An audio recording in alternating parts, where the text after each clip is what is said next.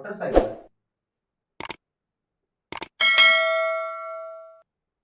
जिसको हम हिंदी में कहते हैं जल चक्र, इसको हम हिंदी में कहते हैं जल, इसको हम बायोलॉजिकल टर्म में एक और नाम जानते हैं जो कि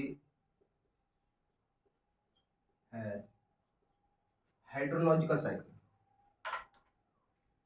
वाटर साइकिल को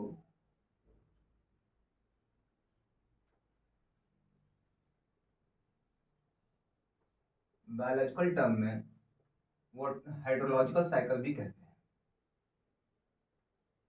सोचे हो कि बारिश होती कैसे? बारिश नीचे पानी धरती पर है और वो पानी ऊपर आसमान में पहुंचता कैसे और ऊपर से पानी गिरता कैसे? पानी इकट्ठा होता तो एक ही साथ क्यों नहीं गिर जाता, बूंदों में क्यों गिरता है? आज हम जानेंगे पानी जमीन से धरती से होकर ऊपर कैसे पहुंचता है। तो बच्चे मैं बताऊं, जब मामा आपकी खाना बनाती है कुकर में, कुकर कुछ ऐसे होता है, जब हम नीचे से हीट देते हैं, इसमें पानी होता है बच्चे। जब पानी जो है हीट, हम नीचे से हीट देते हैं, ये हीट नीचे से हीट देते हैं तो पानी गर्म होता है और ये सीटी उठ जाती है और कुछ उसमें से गैस निकलता है। सीटी से, कुकर की सीटी से कुछ गैस निकलता है। तो गैस है क्या? एक्चुअली वो गैस कुछ नहीं है, वो पानी का एक दूसरा फॉर्म है जिसको वाटर वेपर कहता है। जब पानी गर्म होकर के गैस बदलता है तो वो वाटर वेपर का रूप ले लेता है। तो होता क्या है एक्चुअली कि जब सूरज की किरणें धरती पर पड़ती हैं,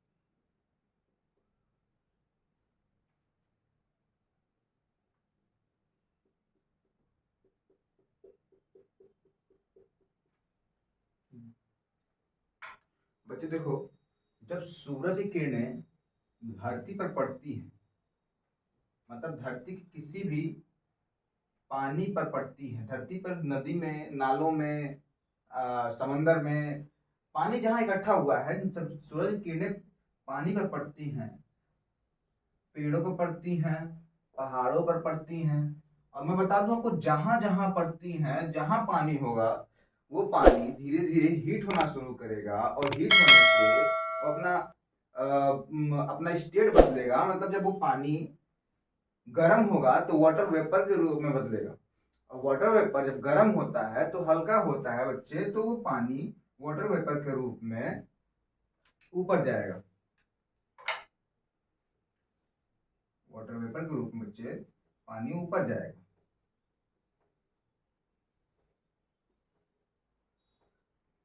और ये जो ऊपर जाएगा पानी, फिर उसके बाद ऊपर जाने के बाद पानी वो ऊपर चला नहीं जाएगा स्पेस में, धीरे धीरे, तुम जानते हो कि जब हाई एल्टीट्यूड होती है, मतलब जब समंदर से जब ऊपर बढ़ते हैं, एक तरह समझो कि जब हम समंदर से, ये समंदर है, ऊपर जैसे जैसे जाते हैं टेम्परेचर डाउन होता है।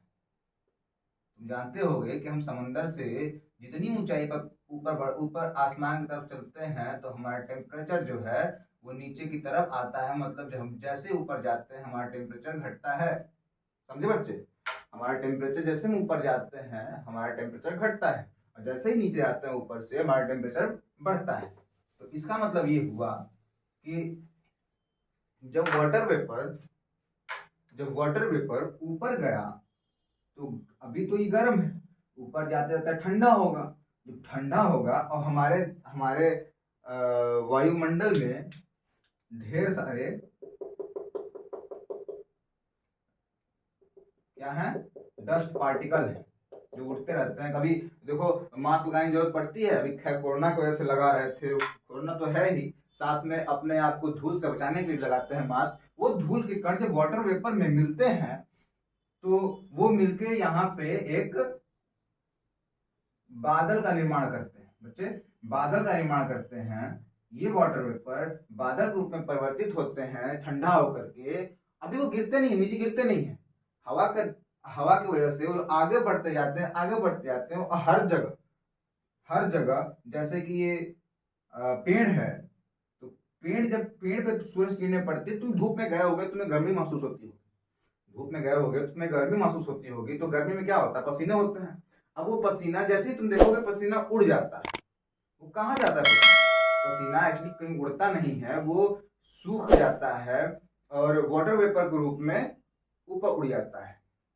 तो वही पेड़ भी सेम उस तरह होते हैं कि पेड़ को भी गर्मी में सूरज किरणें लगती हैं, वो पसीना छोड़ते हैं, तो वो पसीना जो है वाटर वेपर के रूप में ऊपर जाता है। ऊपर क्योंकि हल्का है तो ये ऊपर जाएगा। ठीक है, तो ये पसीना जो उड़ा हुआ है ये भी वाटर वेपर के रूप में जाएगा, और वायुमंडल में बड़े जो धूल के कण हैं उनसे मिलकर ये इन बादलों में जाकर के मिल जाएगा। ये बादल है नहीं कुछ, ये बस एक ठंडा हुआ जो वाटर वेपर है ये यही है। अब जब ऐसे जाते जाते इसका वजन आगे बढ़ जाएगा, मतलब समझो कि कुछ दूर आगे गया।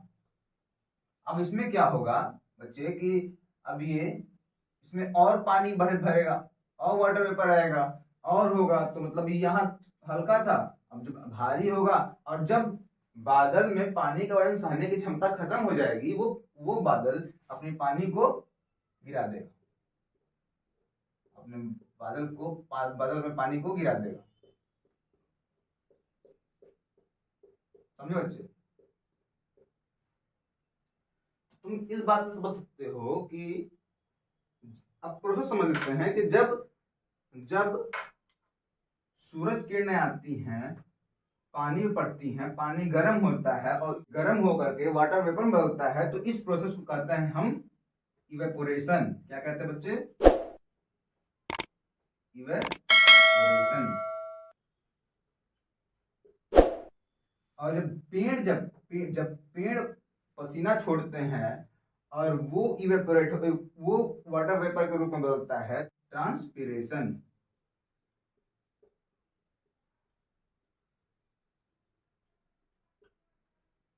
और जब ये यहां से उठ के यहां आया, वाटर वेपर बदला, वाटर वेपर से क्लाउड बदला, और क्लाउड से हैवी क्लाउड बदला। जब ये पानी यहाँ आता है तो जब पानी ठंडा होकर बादल का रूप लेता है, तो इस प्रोसेस कहते हैं कंडेंसेशन। जब पानी वाटर वेपर के रूप में होता है और ऊपर आकर ठंडा होता है, तो इस ठंडा होने के प्रोसेस कहते हैं कंडेंसेशन। और बच्चे जब पानी इकट्ठा होकर भारी हो जाता है बादल, और पानी जब गिरा देता है, तो उस पानी के गिराने को कहते हैं हम प्रेसिपिटेशन, मतलब वर्षण।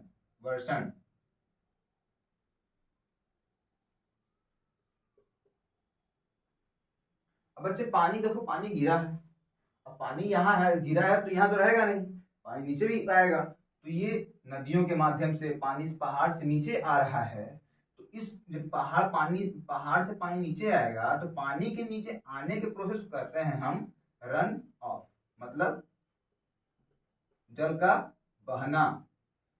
जल का बहना कहते हैं। और फिर वो पानी नीचे आकर के नदियों में, समंदर में इकट्ठा होता है, तो उसे कहते हैं बच्चे कलेक्शन ऑफ वाटर।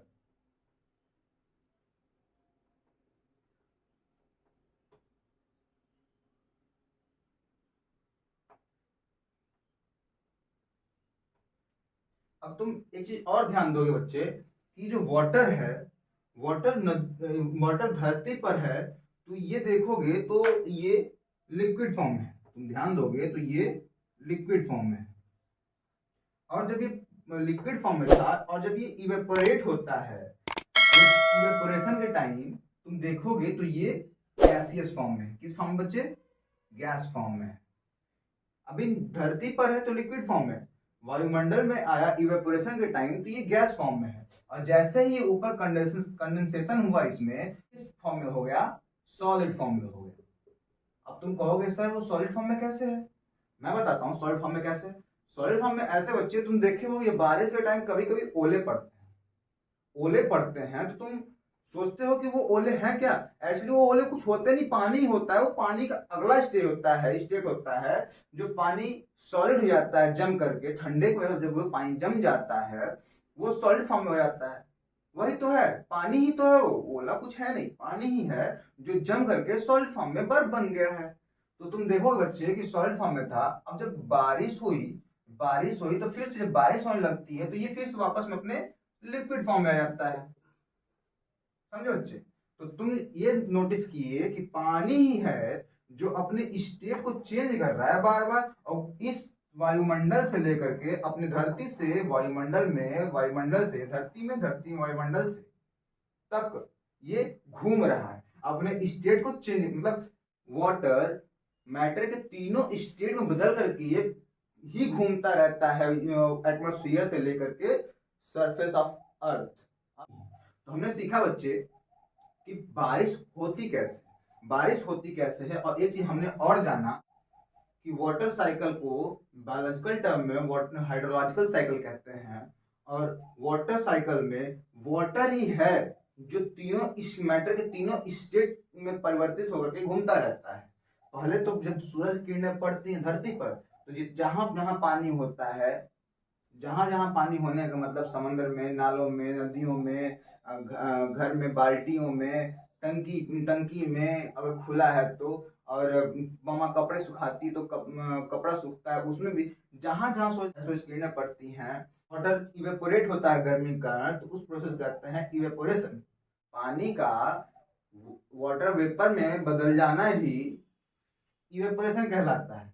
अब इवेपोरेशन होता है और जब धूल के कण मिलते हैं वायुमंडल से और वो ऊपर जाकर के आसमान में ठंडा होते हैं, वाटर वेपर के ठंडा होने के प्रोसेस को हम कहते हैं कंडेंसेशन। और कंडेंसेशन होने के बाद जब ज्यादा बादल ज्यादा भारी होता है, वो पानी का वजन सह नहीं पाता है तो वो अपने पानी में गिरा देता है। तो उस गिराने की स्थिति कहते हैं हम प्रेसिपिटेशन, मतलब वर्षण। और पानी जब पहाड़ों से या कहीं से पानी चल करके नीचे जाता है नदियों, नालों या समंदर में, तो उसे कहते हैं पानी का चलना या रन ऑफ। और पानी जब जमा होता है एक जगह नदियों में या समंदर में, तो उसे कहते हैं कलेक्शन ऑफ वाटर। तो बच्चे आज हमने सीखा बारिश कैसे होती है और जल चक्र के बारे में, वाटर साइकिल के बारे में। बच्चे वीडियो अच्छी लगी हो तो कमेंट करना, कुछ छूट गया हो तो भी कमेंट करना, बताना क्या छूटा है। और ज़्यादा से ज़्यादा लाइक करें, सब्सक्राइब करें और शेयर करें।